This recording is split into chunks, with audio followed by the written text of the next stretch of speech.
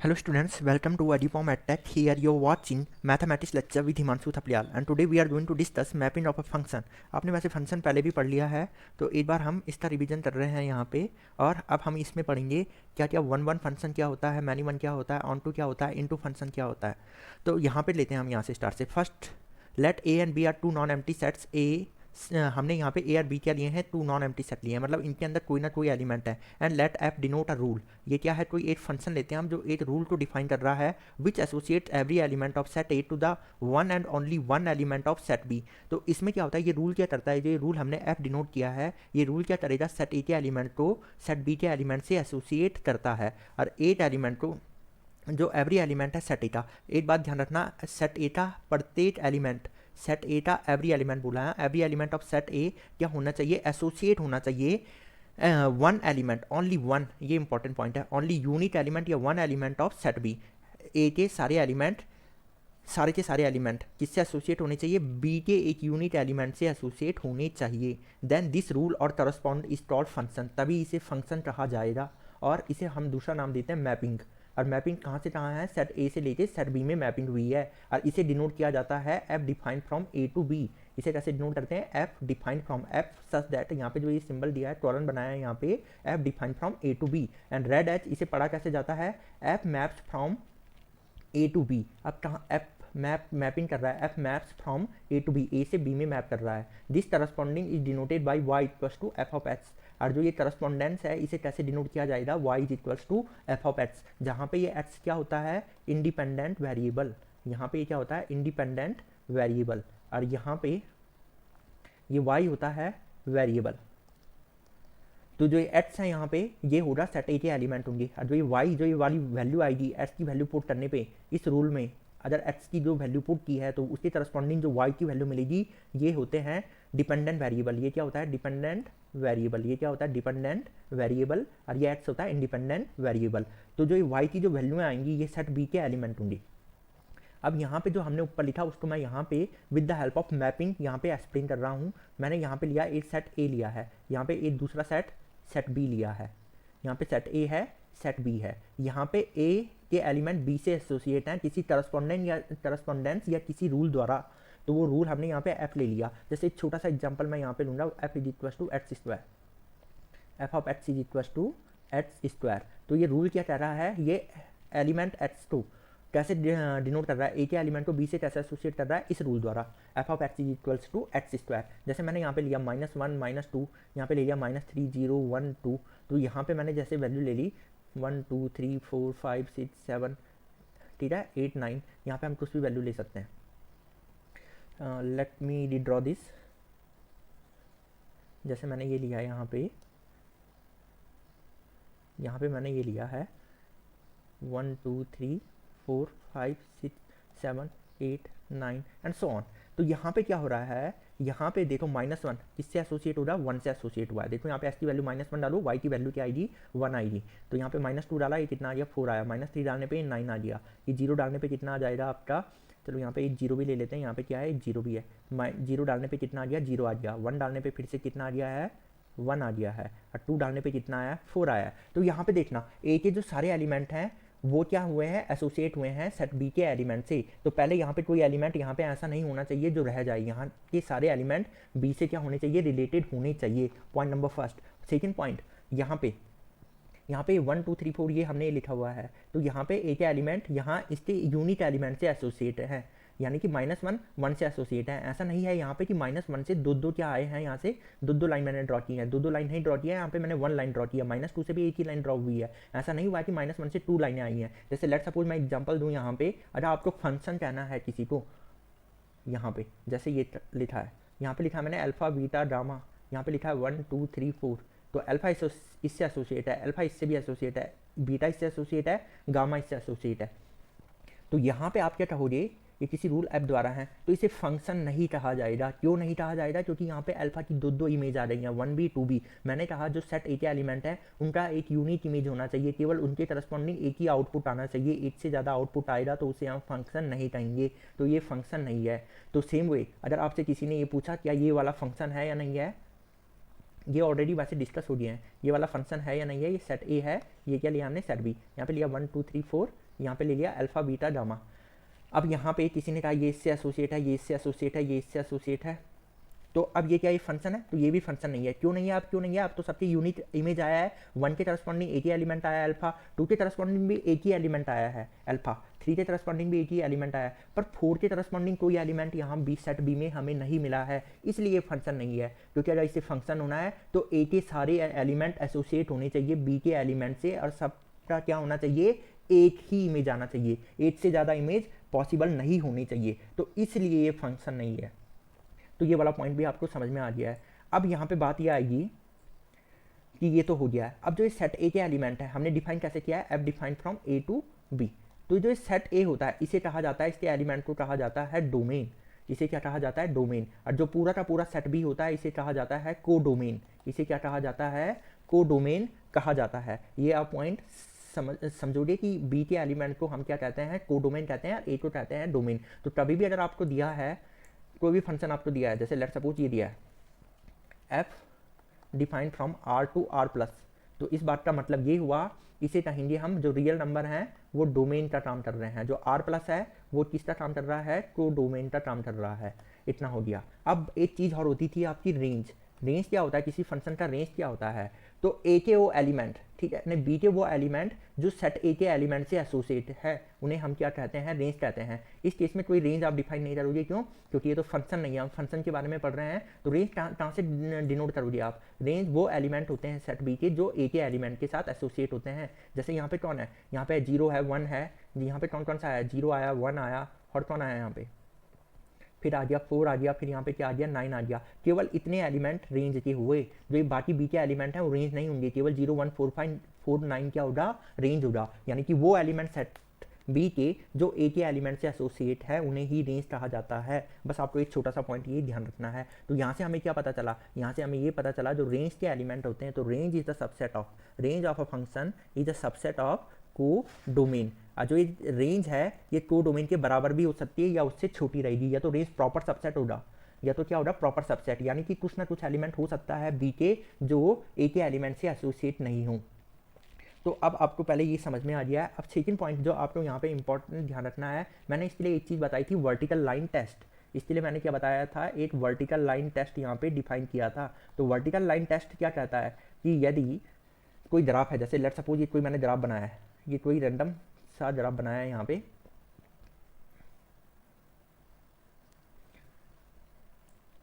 ये मैं एक ग्राफ और डिफाइन कर रहा हूँ यहाँ पे। तो इसमें कौन कौन फंक्शन हो सकता है, तो वर्टिकल लाइन टेस्ट क्या कहता है, वर्टिकल लाइन का मतलब हुआ parallel to Y axis. Parallel to Y axis अगर मैं कोई लाइन ड्रॉ करूँ, यदि वो ग्राफ को एक ही पॉइंट पे टच करता है, तो ग्राफ को उसने एक ही पॉइंट पे टच किया है, तो इसे क्या कहेंगे, फंक्शन कहेंगे। ये फंक्शन है, क्या ये फंक्शन है, तो वर्टिकल लाइन ने ग्राफ को एक ही पॉइंट पे टच कर रहा है, तो यानी कि ये भी क्या है, फंक्शन है। क्या ये इसके नीचे वाला फंक्शन है या नहीं है, तो ये वाला फंक्शन नहीं है, क्योंकि वर्टिकल लाइन इसको एक से ज़्यादा बार कट कर रहा है। अगर इसका मीनिंग समझा जाए तो एक्स की एक वैल्यू पे, यानी कि सेट ए के एक एलिमेंट पे कितने हमें आउटपुट मिल रहे हैं, यहाँ पे हमें 3 आउटपुट मिल रहे हैं, यानी कि ए के एक ही एलिमेंट से, किसी सेट के एक ही एलिमेंट से, जैसे यहाँ पे लिया अल्फा बीटा गामा, यहाँ पे लिया बी, यहाँ पे कुछ भी ले लिया डेल्टा थीटा फाई, ऐसा। तो यहाँ से इसका ये भी आया, इसका इमेज ये भी आया, इसका इमेज एक भी आया, तो इसके करस्पॉन्डिंग एक ही इमेज आना चाहिए था, यहाँ पे पर मोर देन एक इमेज आ रही है, इसलिए फंक्शन नहीं होता है। तो इसी वजह से वर्टिकल लाइन टेस्ट में अगर ग्राफ क्या कर रहा है, मोर देन 1 पॉइंट पे टच कर रहा है, तो वो फंक्शन नहीं होता है, उसे एक सिंपल कर्व कहा जाता है। जैसे y² is equal to 4x होता है, इसका ग्राफ अगर आप बनाओ तो ये समथिंग ऐसे ड्रॉ होता है। तो ये क्या नहीं है, फंक्शन नहीं है, क्योंकि x की एक वैल्यू पे आपको दो वैल्यू मिली है, तो ये फंक्शन नहीं है, इसे एक सिंपल कर्व बोला जाएगा। एक कर्व की इक्वेशन आपको दे रखी है। इसी प्रकार x² plus y² is equal to 1 जैसे ये बनाया है, तो ये सर्कल की इक्वेशन होती है जिसमें सेंटर क्या होता है, ऑरिजिन होता है। ये भी फंक्शन नहीं है, क्यों नहीं है, क्योंकि इसे वर्टिकल लाइन 2 पॉइंट पे टच कर रही है, तो यहाँ पे और एक यहाँ पे, x की एक वैल्यू पे दो वैल्यू आई है, तो ये भी फंक्शन नहीं है। इसे वैसे फंक्शन में कन्वर्ट किया जा सकता है, बट ये फंक्शन नहीं है। तो यहाँ पे आपने ये भी समझ लिया कि आप फंक्शन पहचानोगे कैसे। तो अब आगे आपने समझ लिया है यहाँ पे डोमेन क्या होता है, डोमेन सेट ए के एलिमेंट होते हैं। तो अब मैं यहाँ पे एक एग्जांपल ले रहा हूँ, आप उसमें डोमेन को डोमेन और रेंज देख के बताओगे कि क्या है। जैसे मैंने ये सेट ए लिया, सेट ए में मैंने ले लिया यहाँ पे ले लिया अल्फा बीटा गामा डेल्टा, यहाँ पे ले लिया, यहाँ पे मैंने सेट बी ले लिया, सेट बी में मैंने यहाँ पे ये किसी रूल द्वारा यहाँ पे डिफाइन है। तो यहाँ पे ले लिया मैंने, जैसे ले लिया A B C D E F, ये अल्फ़ा इससे एसोसिएट है, बीटा इससे एसोसिएट है, गामा इससे एसोसिएट है डी से, और डेल्टा इस एफ से एसोसिएट है। अब आपसे किसी ने पूछा कि इसका डोमेन बताओ, domain of function, domain of function, तो इसमें कौन कौन एलिमेंट आए हैं, इसमें आया है alpha, beta, gamma and delta. तो सेट ए के एलिमेंट को डोमेन कहेंगे। अगर रेंज ऑफ फंक्शन बताना है तो बी के वो एलिमेंट जो ए के एलिमेंट से एसोसिएट हुए हैं, A B D and F. अब किसी ने बोला को डोमेन बताओ फंक्शन का, तो को डोमेन में पूरा set B, A B C D E and F, B के सेट बी के पूरे एलिमेंट क्या कहलाएंगे, को डोमेन कहलाते हैं। तो यहाँ तक तो आपको ये समझ में आ गया है। अब इसके बाद अब ये कैसा फंक्शन है, इनटू है या ऑन टू है, या ये समझना है, या वन वन है। तो अब यहाँ पे देखो, सबसे पहले आ जाते हैं हम यहाँ पे इनटू फंक्शन पे। इनटू किसे कहा जाता है, तो इनटू आप पहचान जाओगे यदि बी का एक भी एलिमेंट ऐसा रह जाए जो सेट ए का एलिमेंट का इमेज नहीं है, मतलब बी के ऐसे एलिमेंट जिनका कोई प्री इमेज हमें नहीं मिल रहा है, तो ऐसे फंक्शन को कहा जाता है इनटू। यानी कि जैसे एलिमेंट सी है बी का, उसका कोई प्री इमेज है ए में नहीं है, यानी कि वो ए के किसी एलिमेंट से एसोसिएट नहीं हुआ है, किसी भी एलिमेंट से एसोसिएट नहीं हुआ है। तो अगर इसमें एक भी एलिमेंट ऐसा बच जाए, जैसे इसमें सी बचा हुआ है, ई बचा हुआ है, ठीक है, सी और ई ऐसे एलिमेंट हैं जिनका कोई प्री इमेज सेट ए में नहीं है, तो ऐसे फंक्शन को क्या कहा जाता है, इनटू कहा जाता है।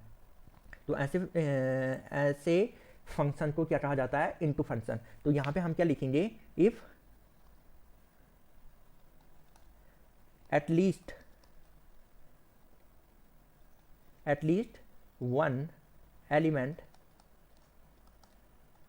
in set B which do not have any pre-image in set A is called into function। यानी कि जो यदि एक भी एलिमेंट ऐसा रह जाए, एक भी एलिमेंट किसका, सेट बी का एक भी एलिमेंट ऐसा रह जाए जिसका कोई प्री इमेज सेट ए में नहीं है, तो उस फंक्शन को क्या कहा जाता है, उसे कहा जाता है इनटू फंक्शन। यानी कि अगर मैथमेटिकली अगर मैं शो करूँ यहाँ पे, तो जो रेंज ऑफ द फंक्शन है वो को डोमेन के बराबर ना हो पाए। जो रेंज है वो प्रॉपर सबसेट हो किसका, को डोमेन का, प्रॉपर सबसेट हो को डोमेन का, तो उसे क्या कहा जाता है, इनटू फंक्शन कहा जाता है। अब आ जाते हैं हम किस पे, इनटू आपको समझ में आ गया है। अब आ जाते हैं ऑन टू फंक्शन पे। तो ऑन टू फंक्शन किसे कहा जाता है, ऑन टू फंक्शन वो फंक्शन होता है जिसमें रेंज को डोमेन के बराबर हो जाती है। यदि रेंज ऑफ फंक्शन को डोमेन के बराबर हो जाए, यानी कि सेट बी का कोई ऐसा एलिमेंट ना रहे जिसका कोई प्री इमेज नहीं है, यानी कि सेट बी के सारे एलिमेंट ऑक्यूपाई हैं, उनका क्या प्री इमेज ए में डिफाइन है। तो हम यहाँ पे क्या लिखेंगे, all elements of set B has pre image in set A. तो all elements of set B has pre image in set A. तो एलिमेंट बी के सारे इमेज कहाँ होने चाहिए, प्री सेट ए में होना चाहिए, प्री इमेज होनी चाहिए उनकी। अगर सब एलिमेंट की प्री इमेज सेट ए में है तो ऐसे फंक्शन को ऑन टू कहा जाता है। और इसी फंक्शन का दूसरा नाम होता है सर्जेक्टिव। इसी फंक्शन का दूसरा नाम क्या होता है, सर्जेक्टिव होता है। जैसे मैं यहाँ पे ये ले लूँ, लेट सपोज ले लिया मैंने, यहाँ पे सेट ए ले लिया, यहाँ पे क्या ले लिया, सेट बी ले लिया। यहाँ पे ये किसी रूल एफ या किसी करस्पॉन्डेंस या किसी रूल द्वारा ए के एलिमेंट बी से एसोसिएट है। यहाँ पे अल्फा बीटा गामा लिया है, यहाँ पे ए बी सी लिया है। अल्फा यहाँ से है एसोसिएट है बी से, ये यहाँ एसोसिएट है, सी क्या है, यहाँ से एसोसिएट है। क्या यहाँ पे जो रेंज आ रहा है, रेंज ऑफ फंक्शन को डोमेन के बराबर है, हाँ है। तो आप क्या कहोगे, बी के सारे एलिमेंट की प्री इमेज जितने भी एलिमेंट है सबके इसका प्री इमेज कहाँ मिला है, सेट ए में मिला है। प्रत्येक एलिमेंट ऑफ बीटा क्या है, प्री इमेज ए में डिफाइन है, इसलिए इसे क्या कहा जाता है, ऑन टू फंक्शन कहा जाता है। तो अब आपको ऑन टू भी समझ में आ गया होगा। अब आ जाता है वन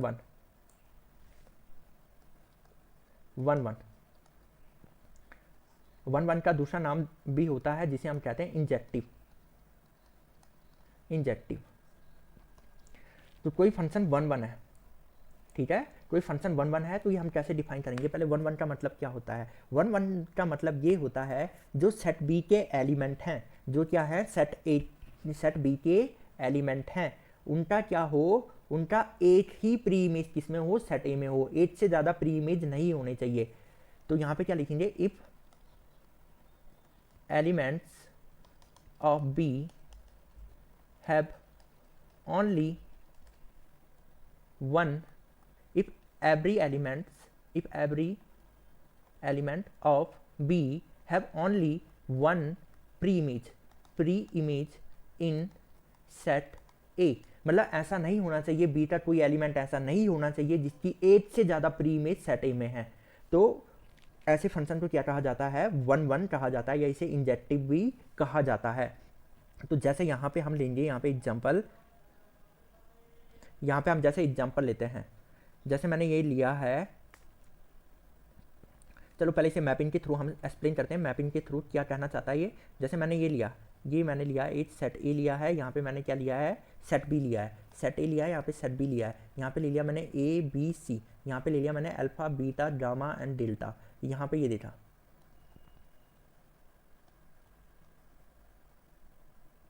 देखना तो अल्फा का केवल एक ही प्री इमेज आया है, एक से ज़्यादा प्री इमेज नहीं आए, बीटा का भी एक ही प्री इमेज आया है, डेल्टा का भी क्या है, एक ही प्री इमेज आया है, इसलिए ये क्या है 1 1 है, इसलिए ये क्या है 1 1 है। जैसे एक सेकेंड एग्जांपल लेते हैं हम, यहाँ पे लिया मैंने सेट ए, यहाँ पे लिया मैंने सेट बी, यहाँ पे ले लिया ए बी सी, और यहाँ पे ले लिया अल्फा बीटा गामा डेल्टा, यहाँ पे इसका इमेज है ये, इसका भी इमेज है ये, इसका इमेज है ये।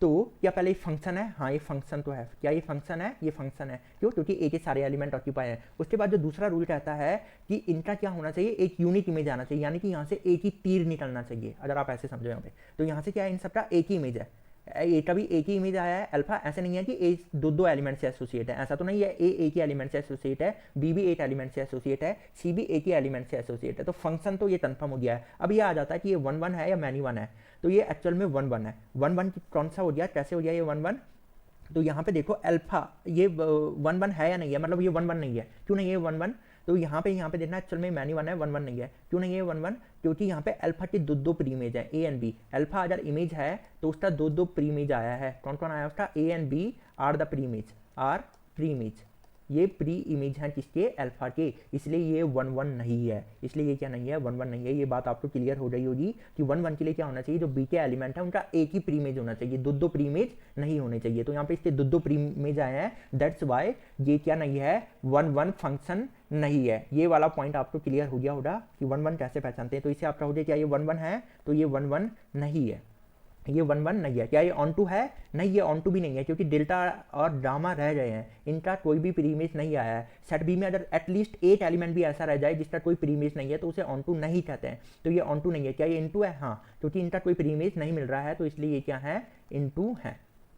तो अब आपको 1 1 पहचानना आ गया होगा। ग्राफिकली हम कैसे पहचानते हैं, ग्राफिकली के लिए 1 1 पहचानने के लिए होता है हॉरिजॉन्टल लाइन टेस्ट। कौन सा होता है, horizontal line test. Horizontal line test का मतलब होता है आप एक लाइन ड्रॉ करोगे पैरेलल टू एक्स एक्सिस, जैसे y = x², आपको ये पहचानना है ये 1 1 है या नहीं है, तो एक्चुअल में 1 1 नहीं है। देखा जाए आप हॉरिजॉन्टल लाइन ड्रॉ करो तो हॉरिजॉन्टल लाइन ने इसे मोर देन 1 पॉइंट पे कट किया है, तो आप ये लिखोगे if a horizontal line cut the graph more than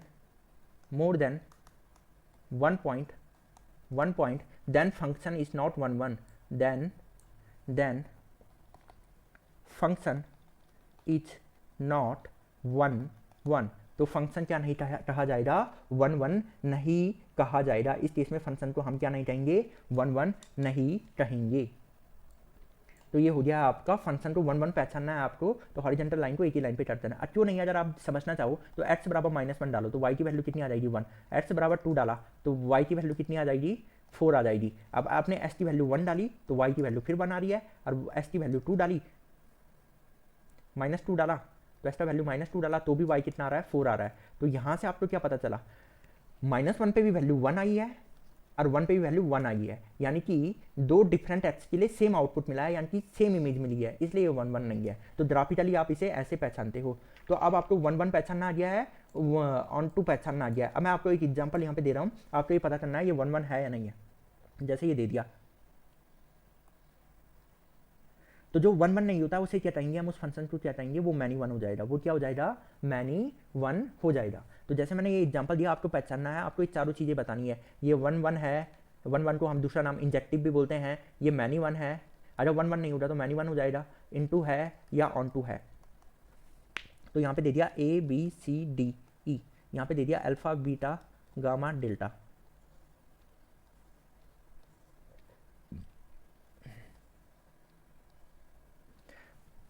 तो फर्स्ट ये किसी रूल एफ द्वारा है, पहले ये फंक्शन है या नहीं है, पहले तो ये चेक करो।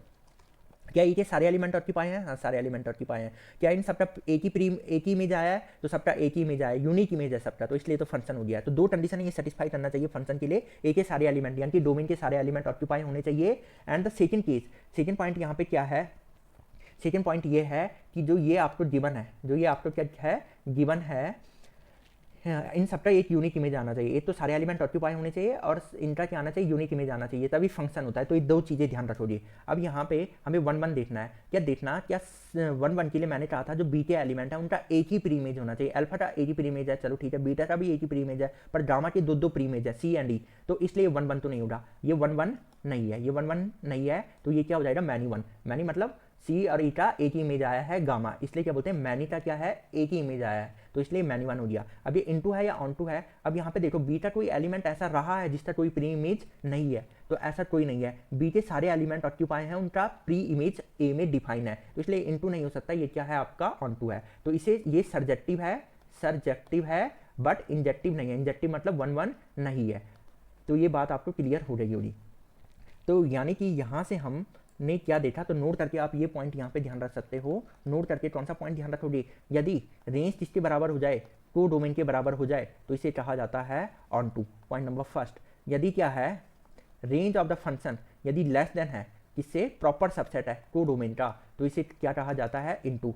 थर्ड केस से आप कह सकते हो यदि को डोमेन रेंज का सबसेट हो जाए तो ये फंक्शन ही नहीं है, नॉट अ फंक्शन, ये फंक्शन ही क्या है, फंक्शन नहीं है। जैसे मैं एक छोटा सा एग्जांपल दूं यहाँ पे आपको, इसने कहा है यहाँ पे कि F defined from R to R plus, तो यानी कि ये डोमेन है, ये को डोमेन है, तो इसे कहेंगे हम डोमेन, ये क्या है, को डोमेन है। अब मैं कोई एक एग्जांपल लेता हूँ, y is equal to X cube, ये लिया है, तो इसके बारे में डिस्कस करो। अगर r लिया है तो इसका डोमेन क्या हो जाएगा, पूरा रियल नंबर है। इस फंक्शन के लिए डोमेन क्या है, पूरा रियल नंबर है, तो रेंज भी क्या आएगी, x बिलोंग्स टू r आ रहा है तो y बिलोंग्स टू भी r आ जाएगा। बट यहाँ पे को डोमेन क्या दिया है, को डोमेन दिया है r प्लस, और ये क्या है, रेंज कितना आया इसका, r आया है, तो यहाँ से आया क्या, r सबसेट है r प्लस का, तो को डोमेन यहाँ पे क्या है, को डोमेन क्या हो गया है, को डोमेन मतलब r प्लस सबसेट हो गया है किसका, r का, तो यहाँ पे क्या हो गया है, को डोमेन रेंज का सबसेट हो गया है, इसलिए ये फंक्शन नहीं है। तो अब आप, आई होप आपको 1 1 के साथ मैनी 1 इनटू और ऑन टू फंक्शन समझ में